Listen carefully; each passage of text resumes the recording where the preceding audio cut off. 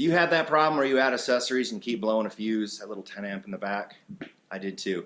And you're probably not going to stop adding accessories, just like me. So this video, we're going to talk about 2 ways that you can get around that problem. One for sure is going to be this distribution block, or one like it. So I mounted them all under here, off to the left.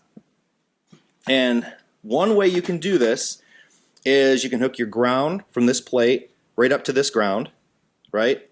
And then your second one, this positive, that would be run all the way to the back to your primary battery, your main battery in the machine. If you do that, okay, all this is going to be hot pretty much all the time. Now I have a switch that's a battery kill switch you could run in between of it so that you'd have to turn that on in order to power all these accessories. So that as an option, I'll show you the switch in a minute. Now the other option is a second battery, and a lot of folks like to do that. I'm going to show you that piece right now.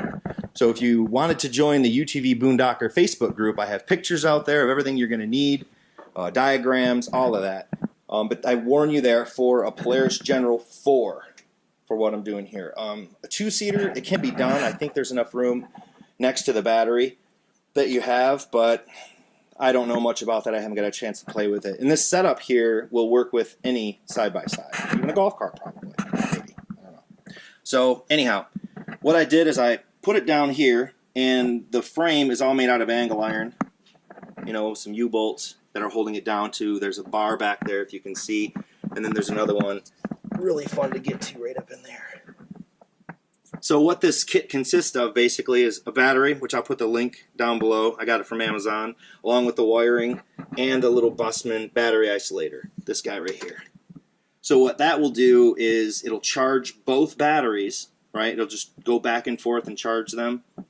Also, a nice feature that this has is you can hook a wire to it and start off of this battery if your primary battery dies. What I did is I put that right here.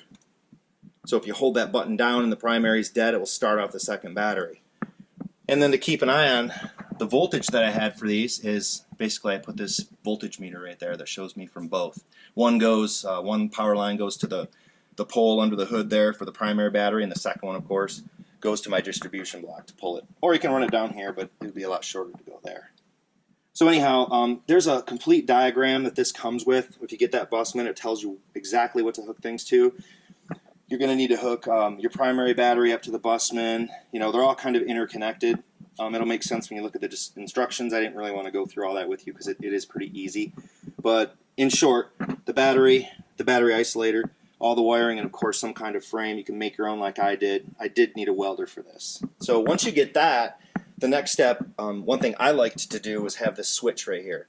So this switch on mine, you can flip it up, and it comes with a key, which I put in this string because I lost one. And then you just turn it, and it comes on. You can see some of my lights are on, my other voltage gauge, and then you can turn it off. That way I don't accidentally leave an accessory on and drain my battery. Now there's other ones that are available out there that you can have, and what those will do is you just turn a whole big switch, and they're all marine grade. So anyhow, hopefully this is helping some of you folks out there. I've got mine pre-loaded up. That way I wouldn't have to worry about blowing any fuses, and everything's isolated right here. It's held up really good. About 4 years now, this whole setup. So I try to keep it as clean as I can and just spray it with some silicone spray for maintenance, especially the battery. That may or may not get submerged from time to time, but it works great. So if you have any questions, comments, please put them below. Appreciate any likes, and I really appreciate subscribe so we can help me grow the channel. So any questions, let me know. Thanks, everybody. Hey there. So this pic shows all of the angle iron that I had purchased. You will need a welder or a buddy with one to get these bent up and welded. And then also got some pieces there. You can see some little U-bolts from the hardware store, and then a battery mount. That's another one. Once you get all those, you can mock it up on your frame here, of course, paint it.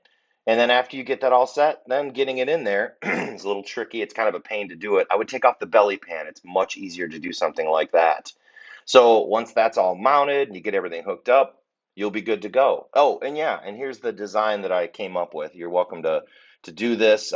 This is specific for a Polaris General, but you could mock something up for pretty much any side-by-side. So we're going to be doing another one of these episodes where we actually build these, install, wire it all up. I plan on doing that here pretty soon. As soon as my buddy's ready, it'll be my 4th one. So stay tuned for that. Like and subscribe. We really appreciate the support for the channel, and have yourself a great day.